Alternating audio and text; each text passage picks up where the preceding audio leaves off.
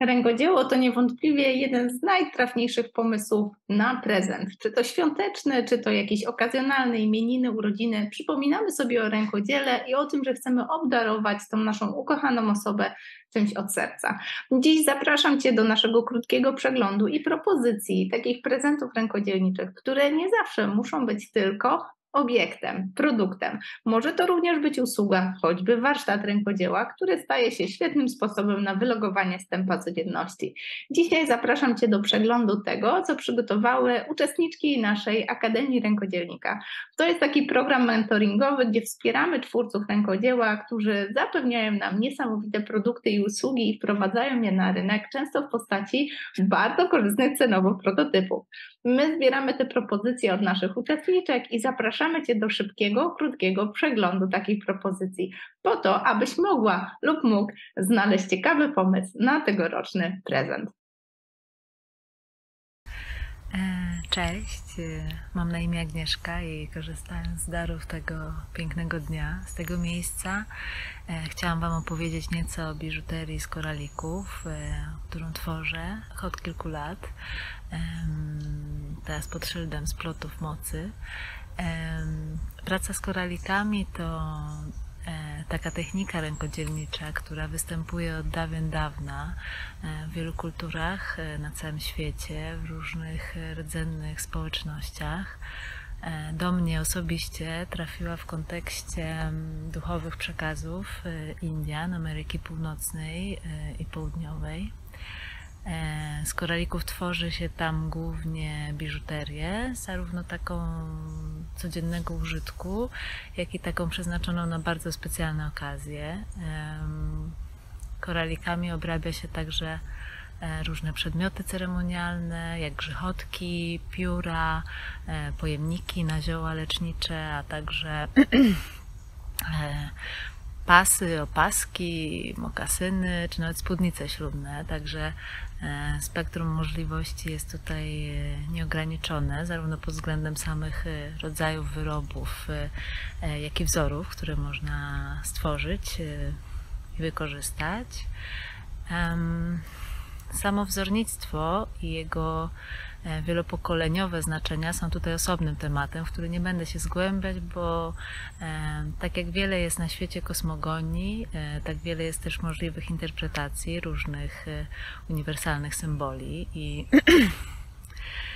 dla mnie to się zawsze sprowadza przede wszystkim do rezonansu między konkretną osobą i jej życiowym momentem, a samym wzorem i jego wibracją. Dlatego też może skupię się bardziej na tym, czym ta technika jest dla mnie i jak splata się z moim życiem, z moim potencjałem i obszarami moich fascynacji.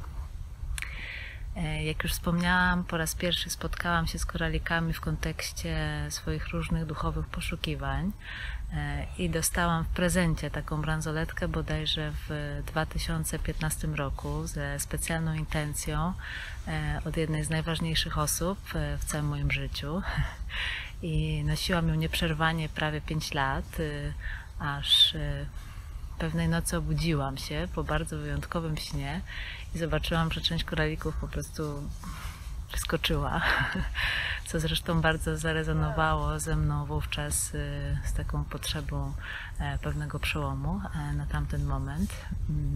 Była to taka piękna synchronizacja i w każdym razie, mimo że te koralikowe cuda jakoś oczarowały mnie od razu, to nie było tak, że od razu postanowiłam się tym zająć.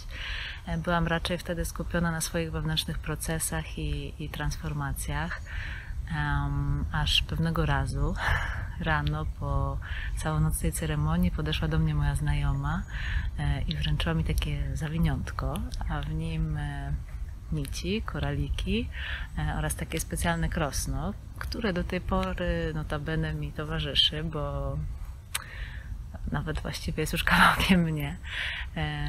No i dała mi je i powiedziała: słuchaj, spróbuj, może Ci się spodoba, a jak nie, to mi po prostu oddasz. Okej. No to spróbowałam i wpadłam po uszy. Po prostu zakochałam się w tej technice przy pierwszym podejściu i I jakby stało się dla mnie jasne, że skoro na dodatek przyszła do mnie sama, to znaczy, że jesteśmy sobie pisane. Tak? I od tego czasu minęło już prawie 7 lat i sama jestem zdumiona, jak obserwuję, ile w tym czasie dokonało się rewolucji i we mnie, i w tym, jakie wzory do mnie przychodzą. Bo też w miarę upływu lat i mojej ewolucji jakby coraz więcej między tymi splotami moich wglądów, doświadczeń i powiedzmy zakresów wewnętrznej przytomności. No i nie sposób nie wspomnieć tutaj o Kolumbii, gdzie regularnie jeżdżę. To jest takie moje miejsce mocy, gdzie przeszłam wiele swoich inicjacji w kontekście tradycji obu Ameryk, tej południowej, z serca amazońskiej dżungli, jak i północnej, z linii przekazu Indian Lakota, którzy do Kolumbii przyjeżdżają i tworzą tam przestrzenie materializacji starej przepowiedni o zjednoczeniu orła północy z kondorem południa. Ale nie o tym teraz. Wracając do Kolumbii, zawsze kiedy tam jestem, to poza odwiedzaniem takich miejsc stricte ceremonialnych, czy też po prostu rozmaitych zakątków olśniewającej wręcz przyrody, to zawsze lubię się tam zapuszczać na rozmaite bazary, które są zawsze pełne rękodzieła i lubię też ogólnie obserwować tamtejsze kobiety, które w przeróżnych miejscach i sytuacjach siadają razem w małych kręgach i coś sobie wspólnie dłubią. Czy to skubią igiełki na kadzidła, czy obierają owoce, czy segregują ziarna, czy właśnie siedzą i tkają różne rzeczy. A jakie rzeczy, to jakby lista się tu nie kończy, bo w Kolumbii pełno wszelkiego rodzaju toreb, woreczków, koszyczków, czy właśnie biżuterii. No i Kolumbia to także zupełnie inna wibracja, jeśli chodzi o kolory, bo tam ludzie nie boją się żywych i jaskrawych barw. Ta natura też tam jest taka soczysta i taka wyrazista. Wszędzie tak czuć i też widać taką wibrację pulsującego życia, tak? I siłą rzeczy stragany z rękodziełem to też takie żywe kalejdoskopy i koralikowe wyroby z Kolumbii właśnie z taką estetyką się kojarzą. Ale ja sama lubię też takie wyraziste kolory, aczkolwiek w swoich projektach szukam też innych sposobów na wplecenie tego potencjału w takie jednak swoiste europejskie realia i gęstości, więc nie trzymam się tu kurczowo źródłowej tradycji, bo jednak każdy z nas jest jakiś i czym innym emanuje, więc nie wszystko musi zawsze być takie jak z dziada pradziada w innej kulturze. Tym niemniej mam do tych źródłowych przekazów olbrzymi szacunek i podziw. Staram się czerpać z tego jakby na innym poziomie, bo w gruncie rzeczy tam wcale nie chodzi o same te wyroby, jakie one są formalnie. Z jednej strony są to oczywiście przedmioty, które zresztą z energetycznego punktu widzenia są zupełnie inne niż te, które schodzą z taśm produkcyjnych, bo jednak stoi za nimi żywa osoba ze swoją historią, ze swoją wibracją oraz intencją, z jaką coś dla kogoś robi. Ale też sęk w tym, że jakby sam ten proces rękodzielniczy jest tutaj sekretem, bo to jest takie narzędzie prowadzenia i zachowania wewnętrznej harmonii, bo robiąc coś rękami udrażnia się nagromadzone emocje, transformuje się je i przeplata w jakieś namacalne piękno, w jakąś realną wartość, która może potem czyjeś życie wspierać. I to jest piękne. I to jest też takie odwracanie uwagi od własnego umysłu, od rozmaitych takich mentalnych trosk i kołowrotków, bo jak za bardzo na przykład się zapuścisz w jakąś męczącą cię historię, to albo się pomylisz we wzorze, albo coś ci się poplącze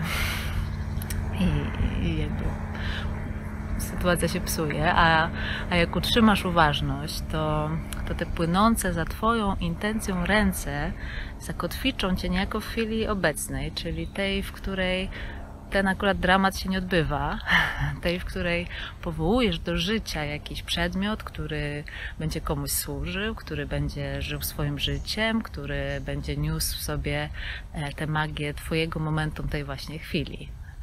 I wiecie, to są wbrew pozorom bardzo mocne rzeczy i w rdzennych społecznościach zawsze się też podkreślało, że na przykład esencją kobiecości jest moc kreacji i nie chodzi tu wcale tylko o rodzenie dzieci, ale właśnie też o taką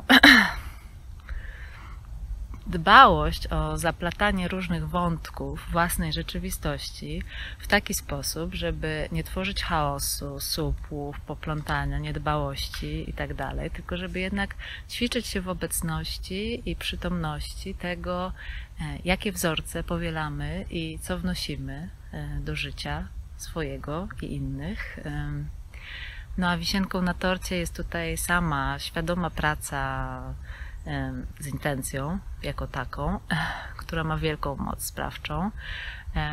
No i też taki wymiar wręcz dywinacyjny takiego procesu tworzenia czegoś dla kogoś, tak? Dla jego takiej personalnej przestrzeni. No i ja na przykład wychodzę z założenia, że tak jak nie ma dwóch identycznych momentów w życiu, w tej takiej bezkresnej mozaice życiowych sytuacji i ludzkich obecności, tak nie może być dwóch identycznych bransoletek, tak? Zawsze jest coś inaczej, mniej lub bardziej, ale jednak inaczej, więc dwie bransoletki nie mogą być jakby takie same.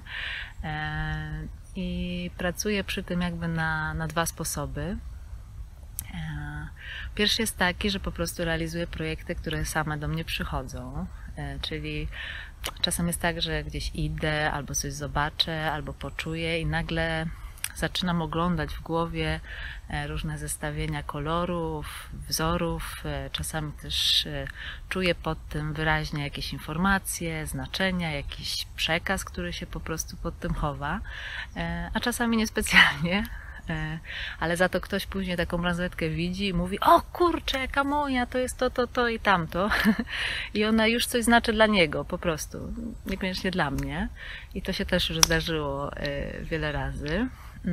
No a drugi sposób jest taki, że ktoś zwraca się do mnie z prośbą o bransoletkę, taką specjalną, osobistą, czy to dla siebie, czy dla kogoś bliskiego. No i to jest wtedy największa frajda dla mnie, bo robienie bransoletki konkretnie komuś nie tylko jakby koncentruje moje pole energetyczne na tej osobie, ale też nawiązuje się taka niewypowiedziana relacja, z której wynikają przeróżne perełki, które by inaczej nie powstały, tak? No i zdarza się przy tym, że w takim procesie korzystam na przykład z wahadełka, żeby doprecyzować chociażby jakieś kolorystyczne niuanse, ale czasem muszę z tym posiedzieć, nie wiem, tydzień, dwa, czasem dłużej, zanim przyjdzie dobry moment, zanim się pojawi to, co się chce pojawić, więc jest wiele możliwości, ale naprawdę zawsze jakoś się w tym spalam i owoc takiego projektu często mnie ekscytuje tak samo jak osobę, dla której powstaje. No i wspominam tutaj głównie o bransoletkach, bo to jest taka moja ulubiona forma ekspresji w tym temacie. Mimo że robię też kolczyki, czy też oplatam różne przedmioty w takie koralikowe ubranka, bo bransoletka jest na nadgarstku, a nadgarstek jest jednym z najbardziej specjalnych punktów energetycznych w ciele. Jest trochę taką bramą do naszego systemu. A poza tym to takie miejsce, na które stale mimochodem zerkamy, więc jeśli umieścimy tam coś, co fajnie świeci, co fajnie wibruje i stanowi dla nas ważny symbol w jakiejś kwestii, to mamy taki bonus, że bezwysiłkowo instalujemy sobie jakby nowe oprogramowanie i częstotliwości do swojej podświadomości, więc tutaj także możliwości są niezliczone i bardzo, bardzo fascynujące. Ja na przykład swoje, te, które mam teraz, założyłam w jednym momencie, ponad 2 lata temu. One wyglądają w taki sposób. Teraz zaszło słońce, one się tak opalizują w słońcu. I pamiętam, że zakładałam je, nie wiedząc jeszcze wtedy dokładnie, co nowego wchodzi w moje życie. Niedługo potem się okazało i rzeczywiście była to radykalna zmiana wszystkiego. No ale tak jak je założyłam, tak są i czuję, że nadal ze mną rezonują, nadal ze mną pracują i przyjdzie moment, że albo ja uznam, że czas je zmienić, albo któraś sama niespodziewanie pęknie, czy coś jej się stanie, tak na znak domknięcia jakiegoś procesu. No i to jest w ogóle cała biblioteka historii odnośnie tego, komu i w jakich okolicznościach coś się wydarzyło. Za długo, żeby opowiadać. W każdym razie to nigdy nie są przypadkowe sytuacje i dla mnie osobiście są tylko potwierdzeniem tego, że te połączenia i informacje, które ja na swój sposób jakoś tam postrzegam, rzeczywiście funkcjonują i mają swoje przełożenie na ten poziom fizyczny.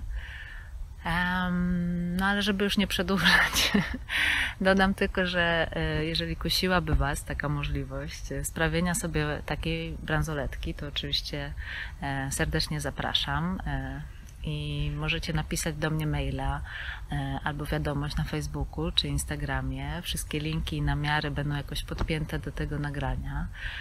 Tam również macie możliwość przejrzenia archiwum moich dotychczasowych prac, bo tak jak mówiłam, takich samych dwa razy nie robię, to nie jest jakiś katalog. No i z mojej strony to tyle. Mam nadzieję, że poznamy się bliżej. Życzę Wam pięknego dnia w słońcu wewnątrz, blisko siebie. Hej!